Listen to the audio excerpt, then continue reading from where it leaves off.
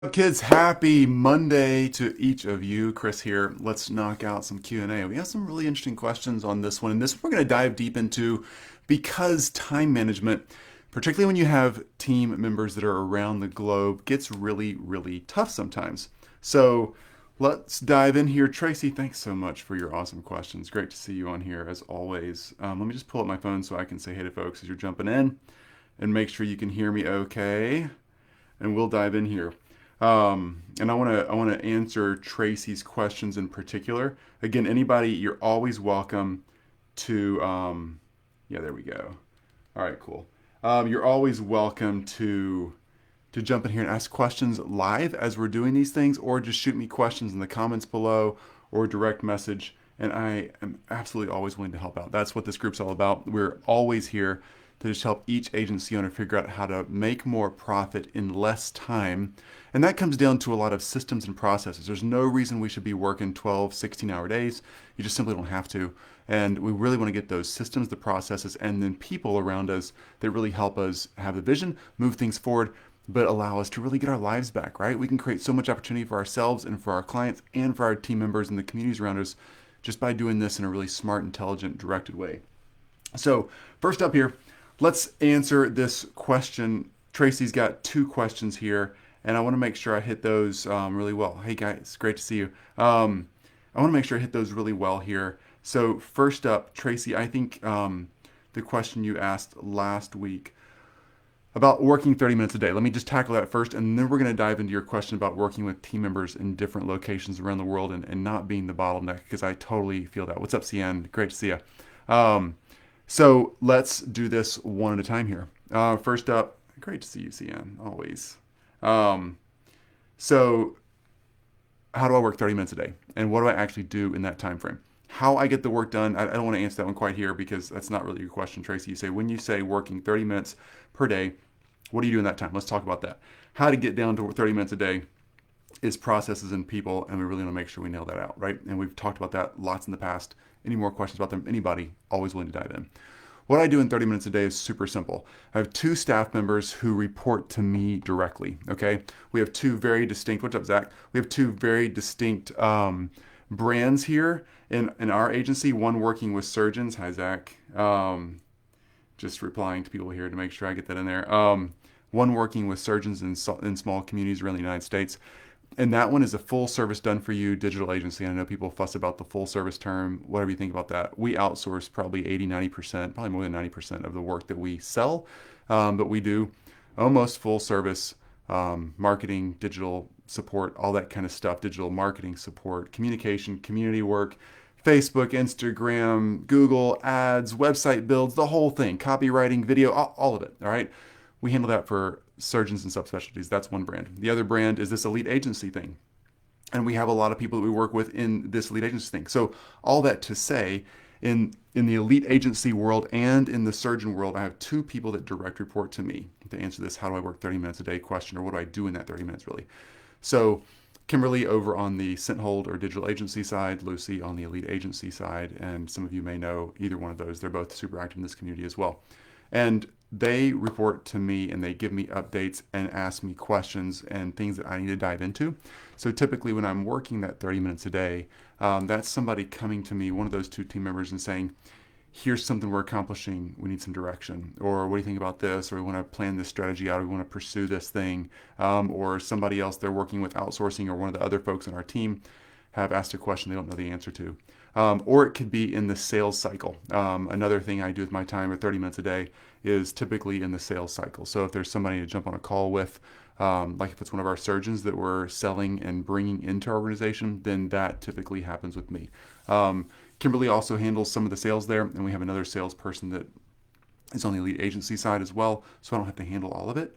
But ultimately, working 30 minutes a day comes down to guiding and mentoring the people that are direct reporting to you.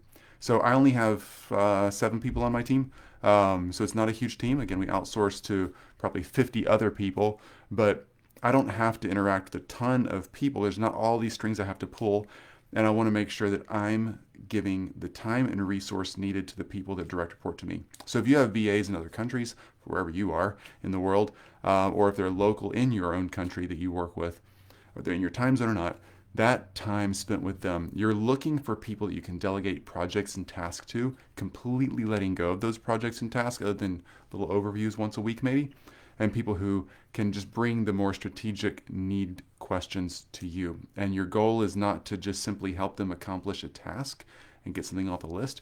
Your goal is to help them see and understand exactly what they're doing so that they can start to think like you. They can start taking that process on. They can start really changing who they are as a thinker and as just a strategic person, and so that you can actually start letting go because they're not just taking on the task, they're taking on the mindset that you have and the way you want to think through that task. Now, people are wired in different ways. And some people don't like thinking strategically, not because they can't or they're not smart or whatever. It's just personality types. A lot of that is skill sets, whatever.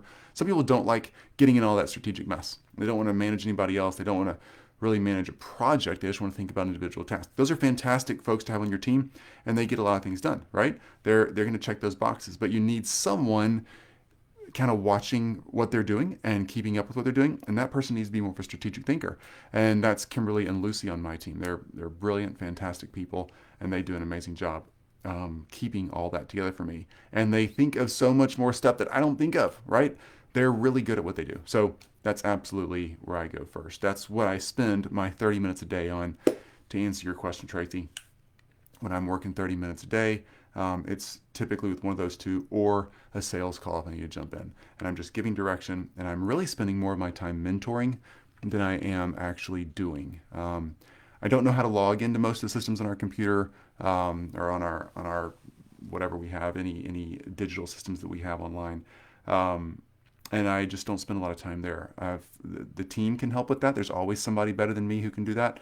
My time should be spent, and your time should be spent in the strategy section and really mentoring the people on your team to grow to be what they need to be in your organization and just as awesome people in the community, right? All right. Number 2, your question there, Tracy, your follow-up question from last week on Thursday, I think. So how do you work with your team if they're, and I put these in the comments right there, how do you work with your team if they're overseas and the time zones are different? I feel like I'm the bottleneck if they have questions and I need to answer so they can continue on. That's a really good question. That comes up frequently because that's not uncommon. And you don't have to worry about being the bottleneck, Tracy. I understand it's probably not your fault that you're the bottleneck, so to speak. It's just time zones, right? So 2 answers. One, where I'm at currently, I have, again, Kimberly and Lucy who really help with screening a lot of that. So they're working more, 4 to 8 hour days. That's the life and the world they want. They love what they do with our agency. And they're the ones interacting with our overseas staff. So there's not as much complication in my calendar because they're there more to be able to be available. That's really helpful. So I have those 2 people direct reporting to me. Before I had Kimberly and Lucy, let's say 5-6 years ago when I was first getting all this figured out and figuring out how to really dial the hours back and increase the profit, I was working with people directly overseas. And we still have quite a few staff on our team and that we outsource to that are overseas and they're fantastic. But that became something where I put in a time block. I'm a big fan of time blocking. I put a time block at the end of my day and at the beginning of my day that gave me an opportunity to connect with the people in other countries. So I'm here wherever you are in the world watching.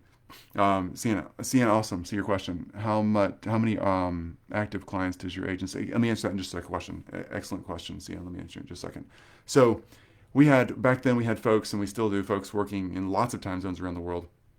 But let's say I'm in the central U.S. time zone. Let's say I had somebody from, subcontinent Asia and Philippines and, somebody from the UK working on our team. Awesome. 3 relatively different time zones in mine. So I would put a time block in that was end of my work day, let's say 5 o'clock. And I would be available from 5 to 5:30 or 5 to 6 or whatever your workday looks like, where I could work and answer questions for people whose time zones lined up with that and help them move forward to the next day. And then I would also put a time block in first thing in the morning when I would start work. Not like when I'm sitting in bed with my phone because I don't want to do that. That's just going to mess your brain up. But actually when I'm sitting there at work, ready to get started, 8, 9 o'clock, whatever it is. So as I was dialing back the work hours and getting things under control, wherever the bookends of the day would be is where I would jump in there, answer questions on whatever messaging system we were using, if it's Slack or whatever for your team, or in your task and project management suite, which I would totally encourage you to do. Keep all those questions and answers in the project and task suite that you have directly related to that task. Or I'd be available for like a Skype call or a Zoom or something like that. Back then I was using Skype a lot more than Zoom.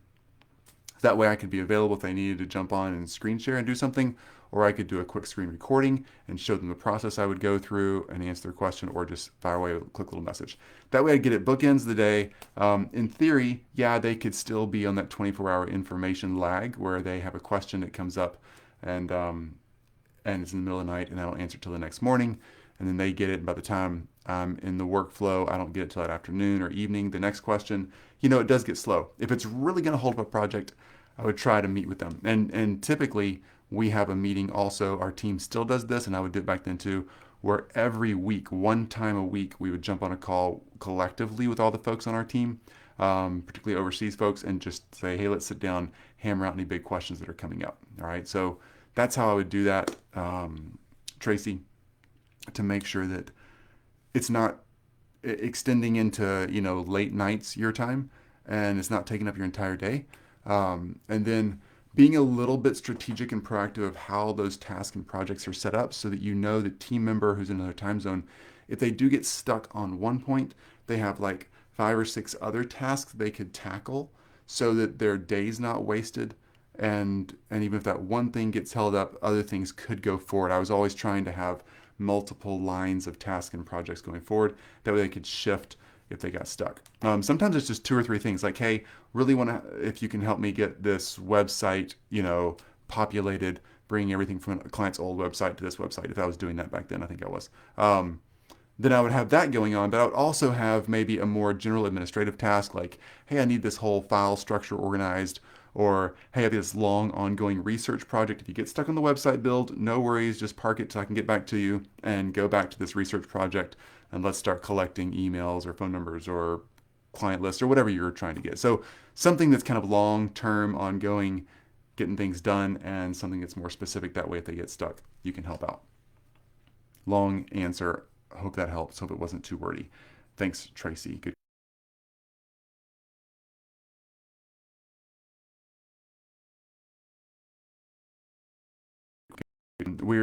This is in our surgeon side, okay? So in surgeons and subspecialties, we're talking like pediatric surgeons, neurosurgeons, oncologists, somebody like eye surgeons, somebody who's got a subspecialty in really unique communities around the United States.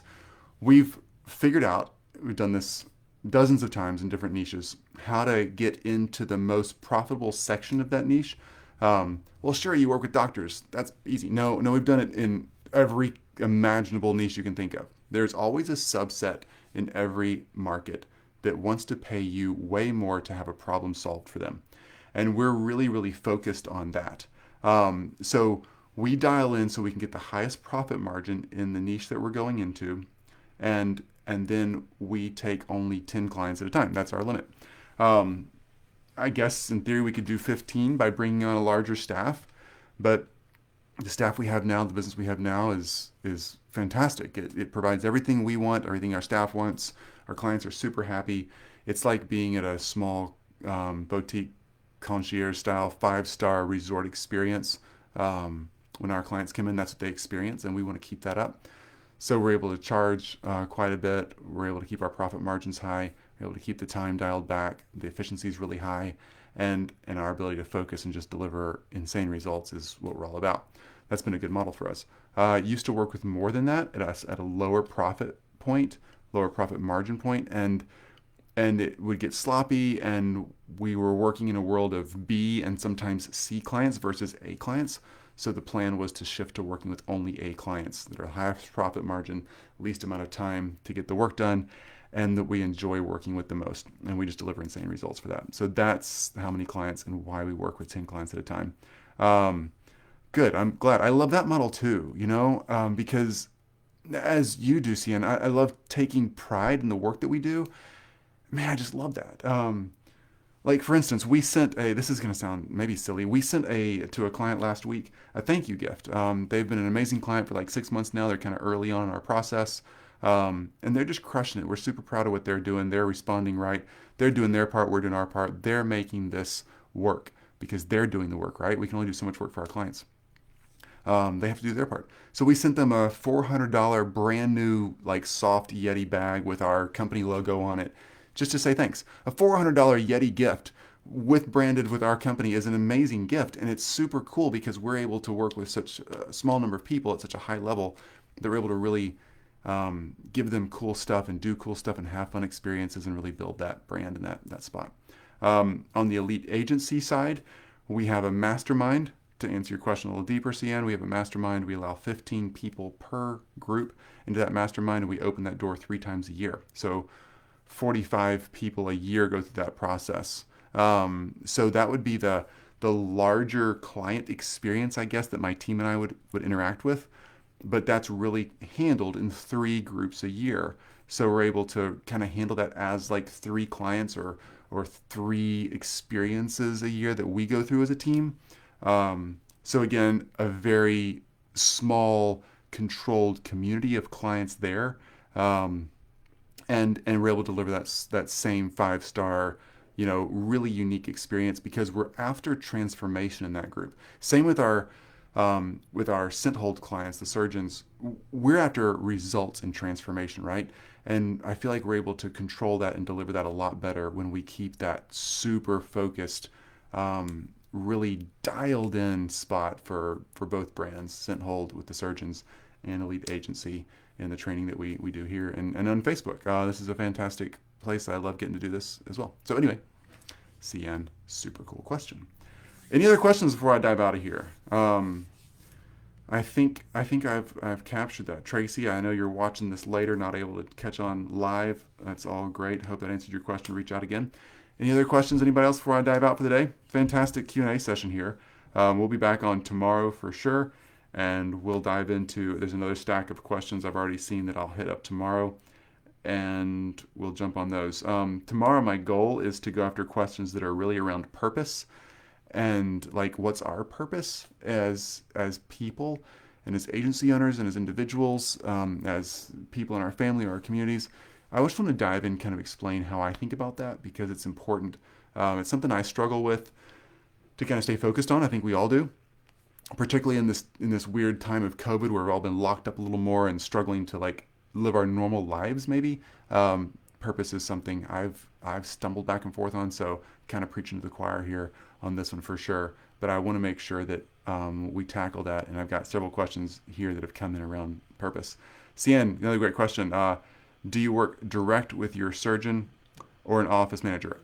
Absolutely direct with the surgeon. Good question. Always, always, always in every niche we've ever gone into, and we encourage the same thing in our mastermind for the other agency owners that are learning from our process. Always work with the owner. Okay, always work with the owner. Unless you're working in like a large corporate setting where the product or service you sell is more corporate oriented, and you have to go through a committee or something like that, then go to the owner. A lot of our office managers from those practices do interact with us very directly because our team of executors and their team of executors work hand in hand for things. But yeah, I want the surgeon, the decision maker, just so much easier to work with the person who's got the checkbook, and I don't have to get approvals. I mean, just are we going to do this or not? Here's what we recommend. Yes or no. Super straightforward. I don't want to have to go through that. Yes, you got it. That is the way we do it. All right. Hope you all have a fantastic day. It's great to see everybody. And I will talk to you all on Tuesday. Tomorrow we'll dive into our purpose as people. I just thought of it. Was it A Dog's Purpose, A Dog's Life? What was that movie? It's so sad. Oh my gosh. Anyway, great movie, and there's real deal stuff we need to nail down as people and who we are and why we're here, and what's meaningful to you, and making sure that you're building your business and your life and your choices and your time blocking and your staffing and your systems and your processes and your clients and all that should be focused around building that purpose that you've got here on this planet and making sure that you're really achieving the stuff that you want to achieve that you think is valuable. All right, folks, talk to you all tomorrow. Have a fantastic morning. Enjoy your Monday. Get out there and crush it. Can't wait to talk again soon. Bye.